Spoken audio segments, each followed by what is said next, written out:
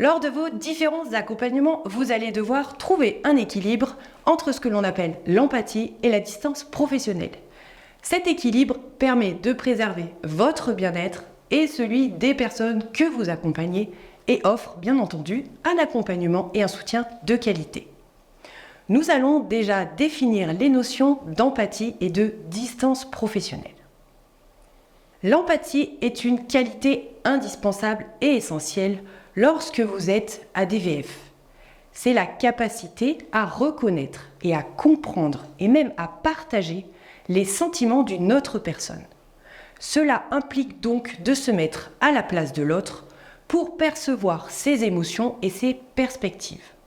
L'empathie va au-delà de la simple sympathie qui, elle, est le fait de ressentir de la compassion ou de la pitié pour quelqu'un. L'empathie implique une compréhension profonde des expériences émotionnelles de l'autre personne. Exemple concret. Donc, imaginez que vous intervenez auprès d'une personne âgée atteinte de la maladie d'Alzheimer. Cette personne peut parfois être confuse, anxieuse ou triste lorsqu'elle ne reconnaît pas les gens ou les lieux autour d'elle. Sans empathie, vous allez simplement suivre les tâches assignées sans prendre en compte les émotions du bénéficiaire. Par exemple, si la personne âgée est agitée parce qu'elle ne reconnaît pas l'endroit où elle se trouve, vous pouvez lui demander de se calmer et de prendre tout simplement ses médicaments sans prêter attention à son état émotionnel. Avec empathie, vous remarquerez l'anxiété de la personne âgée, vous allez voir qu'elle est inquiète par ce lieu qu'elle ne reconnaît pas, et vous allez prendre le temps de la rassurer, de lui apporter du réconfort en lui montrant peut-être des photos de sa famille ou en discutant tout simplement avec elle. En faisant cela, vous montrez que vous comprenez, mais que surtout vous partagez les sentiments avec elle.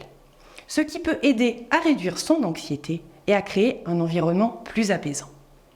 Cette approche empathique permet donc de mieux comprendre les besoins émotionnels de la personne âgée, mais elle renforce également la relation de confiance et de respect entre vous et la personne que vous accompagnez. Nous allons maintenant nous pencher sur la distance professionnelle. Bien que vous soyez là pour apporter du bien-être aux bénéficiaires, vous devez également poser des limites. Vos interventions devront donc être chaleureuses, mais en ayant une certaine neutralité émotionnelle et en respectant bien entendu la confidentialité. Gardez à l'esprit que ce ne sont pas vos grands-parents. Cela vous permet de rester objectif, d'éviter des situations de dépendance et voire de favoritisme et de garantir un service basé sur le respect et la dignité. Cette distance permet également de protéger les professionnels du burn-out. En gros, vous ne pouvez pas tout partager avec eux, que ce soit vos problèmes personnels ou vos tracas professionnels. Si par exemple, Monsieur Vigne vous demande de l'accompagner pour sortir en dehors de vos heures de travail, vous ne devez pas accepter. Mais vous pouvez par exemple lui proposer de planifier cette sortie lors d'une de vos prochaines interventions. Ou encore, si une de vos collègues de travail vous agace, vous n'allez pas en parler à Monsieur Vigne, vous devez contrôler vos émotions. En tant que professionnel, vous allez devoir trouver un équilibre entre les deux.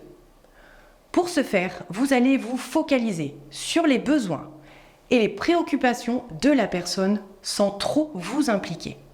Donc écoutez-les attentivement et ajustez votre approche en conséquence. Établissez donc des limites de manière claire, respectueuse, mais ferme pour éviter les situations qui sont inappropriées. Le fait de prendre soin de vous et de vous apporter du bien-être en pratiquant par exemple du sport vous permettra de renforcer votre capacité à maintenir cette fameuse distance. Comme on dit, il est important de prendre soin de soi pour pouvoir prendre soin des autres. Si une situation est trop difficile à gérer avec un bénéficiaire, ce qui peut arriver malgré la mise en place d'une distance professionnelle, n'hésitez surtout pas à en parler et à passer le relais à un de vos collègues.